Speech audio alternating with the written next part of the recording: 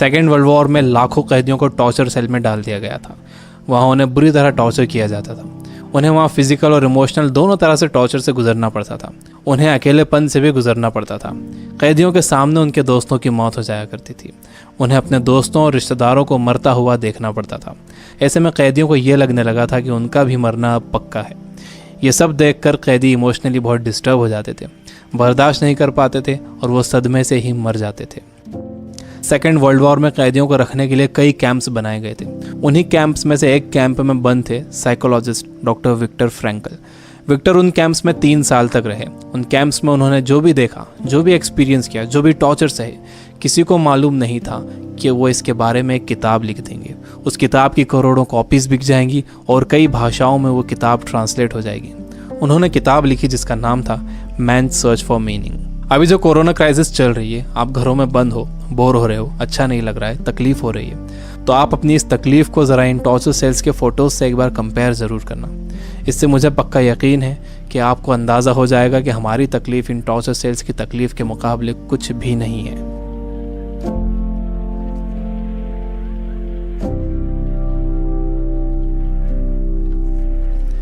जब विक्टर को इन कैंप्स में डाला गया तो उनके साथ उनकी फैमिली भी थी, लेकिन सब के सब धीरे धीरे मरते गए। विक्टर एक इंसिडेंट बताते हैं। उनके साथ एक कैदी था। उसने फरवरी महीने के आखिर में एक सपना देखा। उसने विक्टर को बताया कि कल रात उसने एक सपना देखा था। सपने में एक आवाज़ गूंजी कि मुझसे जो पूछना है पूछो। तो मैंने उससे पूछा कि हम इस कैंप से बाहर कब निकलेंगे। तो उस आवाज़ ने कहा कि 30 मार्च को तुम लोग बाहर निकल जाओगे।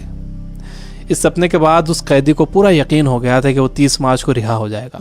मार्च का महीना शुरू हो गया। वो एक एक दिन गिन रहा था।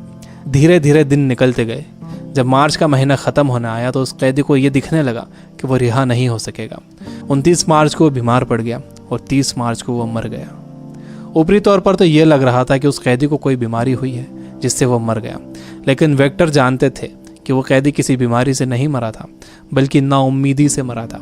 उसके मरने की वजह थी उम्मीद का ख़त्म हो जाना, होप का ख़त्म हो जाना। Biggest lesson of this book, इंसान को तकलीफ़ें नहीं मारती हैं, इंसान को धोखा नहीं मारता है, इंसान को चैलेंजेस नहीं मारते हैं, इंसान को नाउम्मीदी मार देती है। जिस इंसान के अंदर आने वाले कल की कोई उम्मीद नहीं होती, कोई ख्वाब नहीं होता, वो इंसान भी नहीं रहता। विक्टर ने गौर किया कि कैंप में ज़्यादातर मौतें क्रिसमस और न्यू ईयर के बीच में हुई थी, क्योंकि लोगों को उम्मीद थी कि क्रिसमस आ रहा है, न्यू ईयर आ रहा है, हमें रिहा कर दिया जाएगा। लेकिन जब ऐसा नहीं हुआ तो उनकी उम्मीदें टूटी और वो मर गए। जब भी किसी इंसान की उम्मीदें ख़त्म होती हैं तो उसका इम्यून सिस्टम कमज़ोर हो जाता है, और जब किसी का इम्यून सिस्टम कमज़ोर हो जाता है तो वो किसी भी छोटी मोटी बीमारी से मर सकता है। यानी पहले उम्मीदें ख़त्म होती हैं, उससे इम्यून सिस्टम कमज़ोर होता है, उसके बाद वो बीमारी ताकतवर हो जाती है। दूसरी चीज़ विक्टर ये बताते हैं कि आपके पास ज़िंदा रहने के लिए एक बड़ा सपना होना चाहिए, एक लॉन्ग टर्म गोल होना चाहिए। जिसके पास आने वाले कल के लिए बहुत बड़ा ख्वाब है, उसके लिए आज की तकलीफ़ें, आज की प्रॉब्लम्स बहुत छोटी होती हैं। जब किसी का बिलीफ बड़ा होता है, किसी का कॉन्फिडेंस बड़ा होता है, किसी का सपना बड़ा होता है, किसी का कमिटमेंट बड़ा होता है, तो उसके सामने आने वाली क्राइसिस, प्रॉब्लम्स, तकलीफ़ें सब छोटी हो जाती हैं। हम कोरोना वायरस की क्राइसिस से घर में रहकर मुकाबला कर सकते हैं। आपको अपनी सुरक्षा करना है, लेकिन इससे घबराना नहीं है। आपको अपनी उम्मीद को ख़त्म नहीं होने देना है। विक्टर कहते हैं कि जब कोई प्रॉब्लम या बीमारी आती है तो आपकी बॉडी कमज़ोर पड़ जाती है, लेकिन आपका माइंड बहुत पावरफुल है।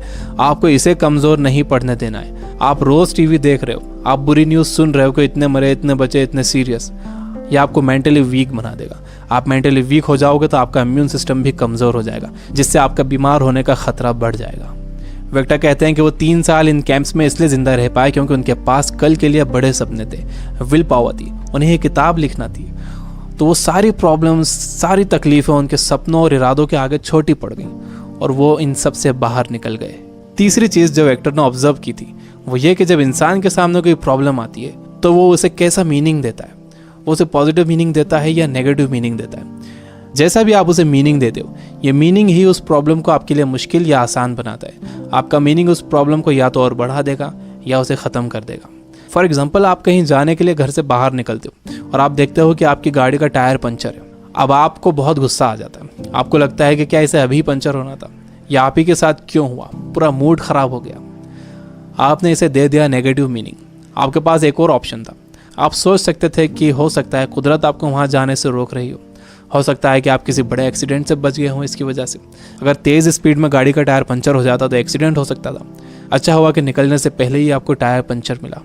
ये है पॉजिटिव मीनिंग। इंसान यूजुअली नेगेटिव ही सोचता है और इस नेगेटिव सोचने की वजह से हम हर चीज़ का नेगेटिव साइड ही देखते हैं, उसका पॉजिटिव साइड नहीं देखते। जैसे कोरोना क्राइसिस में जितना टाइम आपने फैमिली को दिया है, क्या आपने कभी पहले इतना टाइम दिया है?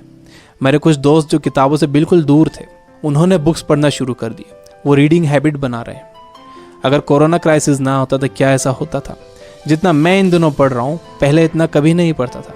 जितनी सफाई लोगों ने रखनी शुरू कर दी है, पहले कभी नहीं रखते थे। बार बार हाथ धो रहे हैं, अच्छी तरह हाथ धो रहे हैं, सोशल डिस्टेंस मेंटेन कर रहे हैं। किसी लाइन में लगे हुए हैं तो दूर दूर खड़े हो रहे हैं। आसमान साफ नज़र आ रहा है, हवा साफ हो गई है, समंदर का पानी साफ हो गया है। ऐसा लग रहा है कि नेचर ने जैसे रीसेट बटन दबा दिया। हमें ये पॉजिटिव साइड्स भी सोचना चाहिए। जब तक आपके पास नेगेटिव मीनिंग है, आप उस क्राइसिस से डील नहीं कर सकते। हर प्रॉब्लम उसके साथ एक इक्वल अपॉर्चुनिटी भी लेकर आती है। दुनिया जब से बनी है तब से अब तक उसमें प्रॉब्लम्स ही प्रॉब्लम्स हैं। अगर ये प्रॉब्लम्स नहीं होती तो हम यहाँ तक ग्रो नहीं कर पाते। सबसे लास्ट में विक्टर कहते हैं कि आपसे सब कुछ छीना जा सकता है, आपकी धन दौलत, घर, गाड़ी, बीवी, बच्चे, माँ बाप, दोस्त, सेहत, लेकिन एक चीज़ नहीं छीनी जा सकती, वो है आपकी पावर ऑफ डिसीजन। आपसे फैसला करने की ताकत कोई नहीं छीन सकता। अगर आप सिचुएशन से घबरा कर फैसला करते हो तो वो सिचुएशन आप पर हावी हो जाएगी, लेकिन अगर आप सिचुएशन के हिसाब से खुद को बेहतर बनाते हो और डिसीजन खुद लेते हो तो आपकी ज़िंदगी बदल जाएगी। दुनिया में इससे पहले भी कई बीमारियां आई हैं जिससे करोड़ों लोगों की मौत हुई है। उसकी वजह ये थी कि लोग अवेयर नहीं थे, उनके पास इन्फॉर्मेशन नहीं थी, इन्फॉर्मेशन लेट पहुंचती थी, बीमारी से डील करने के साधन नहीं थे। लेकिन आज का वक्त सबसे अच्छा वक्त है। हमारे पास इन्फॉर्मेशन बहुत तेज़ी से पहुंचती है, हमारे पास साधन है। मुझे पूरा यकीन है कि आगे और भी अच्छा वक्त आने वाला है और मैं आपको उम्मीद दिलाता हूँ कि आगे सच में बहुत अच्छा वक्त आने वाला है। You guys are amazing. Keep reading, keep learning, keep growing. Thank you for watching.